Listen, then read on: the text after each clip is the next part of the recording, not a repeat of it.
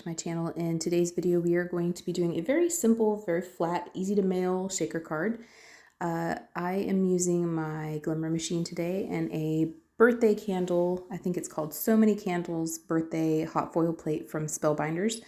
I got this on clearance at Hobby Lobby, so it was like $6. So I was pretty pumped about it because it's normally a very expensive, well, according to my budget, a very expensive plate. And it is indeed called So Many Candles. I'm using some glimmer foil in a matte gold and an iridescent also. I decided since I had everything out, I'd go ahead and make 2 cards. These are going to be 5x7 cards, which is not my normal card size that I typically make, but I decided to make them a little bigger just because this plate was larger.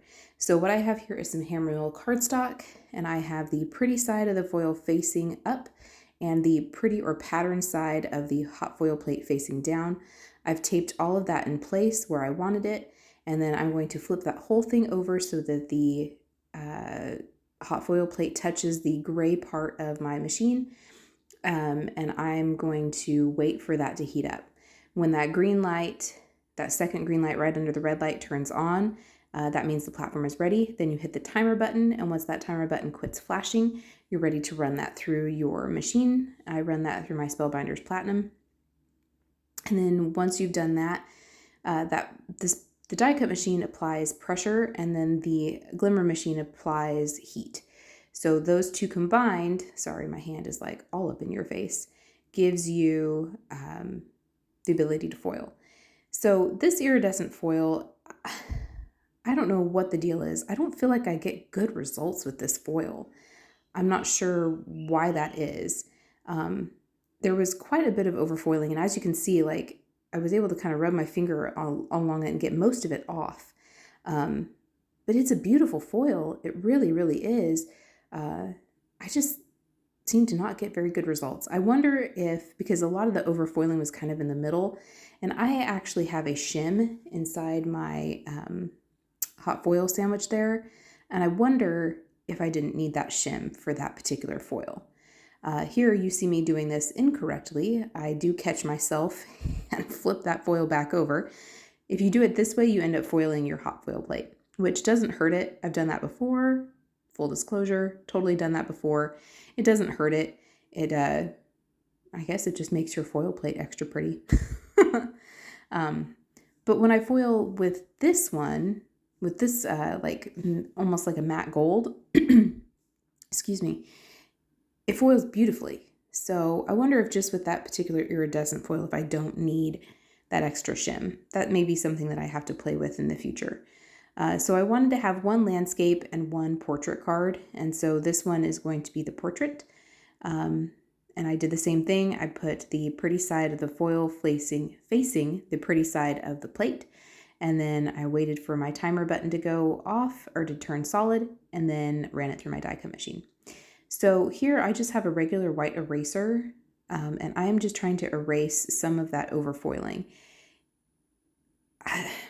It does, in this situation, take off a little bit of the luster of the foil, and I wasn't able to get all of it off. There are some really like fine areas on there, and I wasn't able to get it all off. You can actually see it in the photos at the end, but I was able to get a good portion of it off, and I was able to get enough off that I felt comfortable making this into a card and didn't feel like I needed to totally trash this and start over.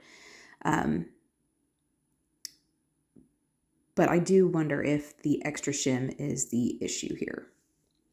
I'm going to do the peel and reveal on this gold one, and it's foiled beautifully, like no overfoiling except for that little bitty corner, but I knew I was going to trim this down, so it didn't matter. Like, I really wonder if it's that shim.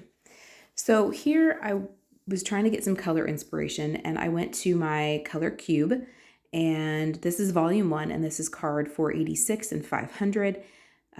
Just trying to pair those with what foil I thought would play the best with them. And then I went through my artist markers from Altenew and picked some colors that I felt matched that color scheme fairly well. So here is what they are on the caps. Feel free to like pause the screen or take a screenshot if you want to copy these colors exactly. And here is the other set.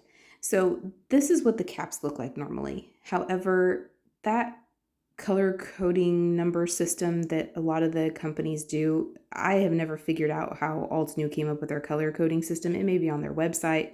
Somebody may have explained it, but I have not seen that video. So those numbers don't mean anything to me.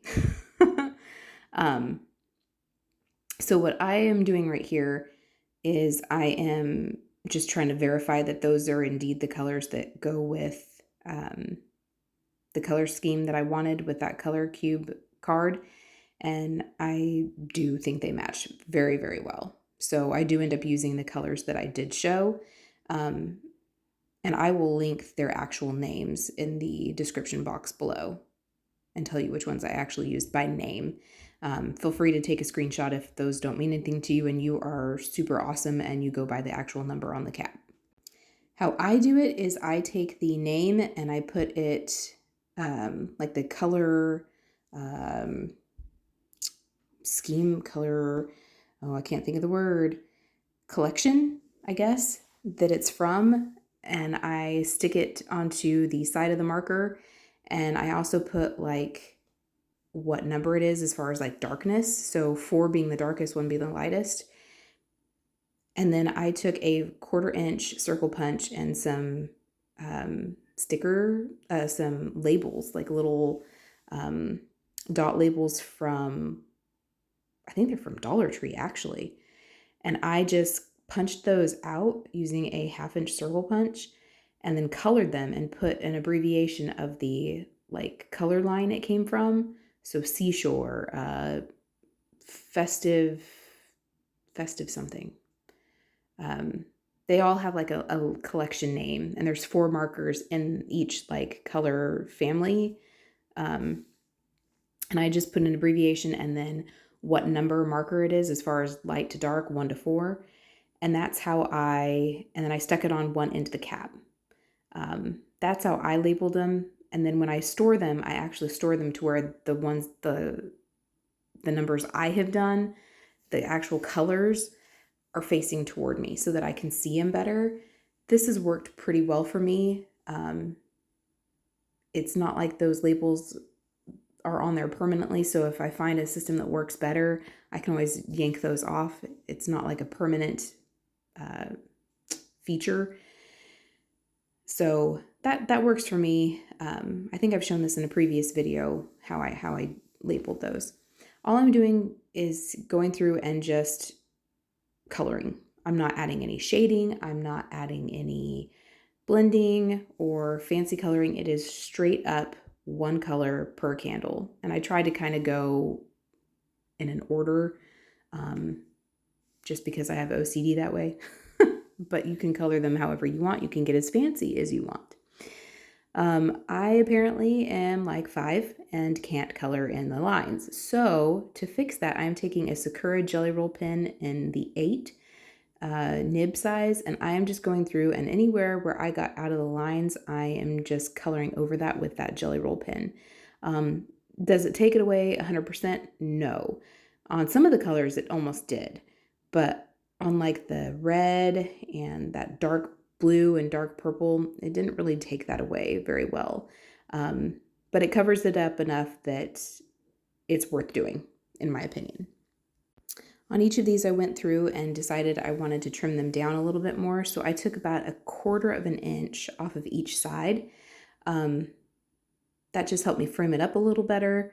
And also gave me a bigger border. So what I'm doing here is I'm taking some Paper Studio cardstock and I'm going to make a 5x7 card base. How I do that is on the 8.5 inch side, I cut it at 7, and then I flip it to the 11 inch side and I cut it at 10, and then I fold it in half, hot dog ways, hamburger ways, portrait, landscape. I cut it in half. Oh, I score it in half. Landscape. Oh my word. Oh, I'm tired, folks.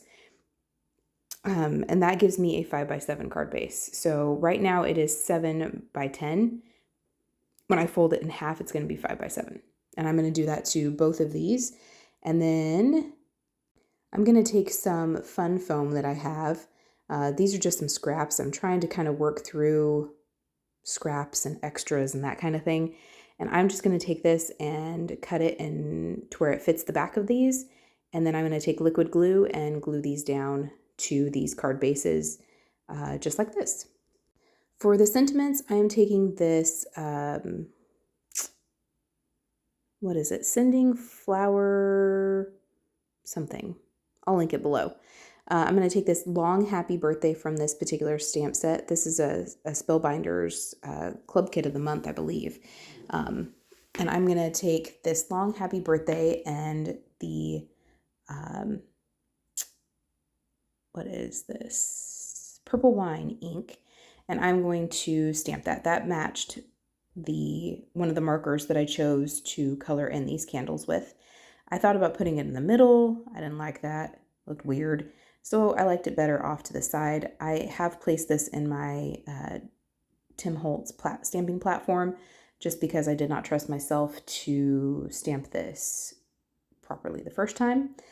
Plus, I've never used this particular stamp before and I wasn't sure how well it would stamp. So I do rub my hand across it just to kind of condition it a little bit, take off any of that manufacturing residue that may be on there. And I do stamp this twice, I believe, just to make sure I could have a good solid impression.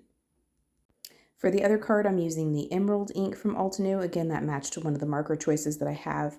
And then I have this Simon Says stamp, Hello Friend. Again, I will link that below. I don't think that's the correct name. It has friend in there, I do believe. But anyways, I'm going to take this happy birthday. I felt like that font was really fun. And I chose to kind of place it again off to kind of the right-hand side of this card. And I do end up stamping this one twice also, just to make sure I have a good solid impression. I did think about putting, gems and stuff on here, but I decided I wanted to keep them like this. You can tell me what you think, which one is your favorite, how you would have changed them. I think the teal card is my favorite, but that's just me. So thank you again for spending time with me today. I appreciate you. I hope you feel inspired, and we will see you next time. Bye.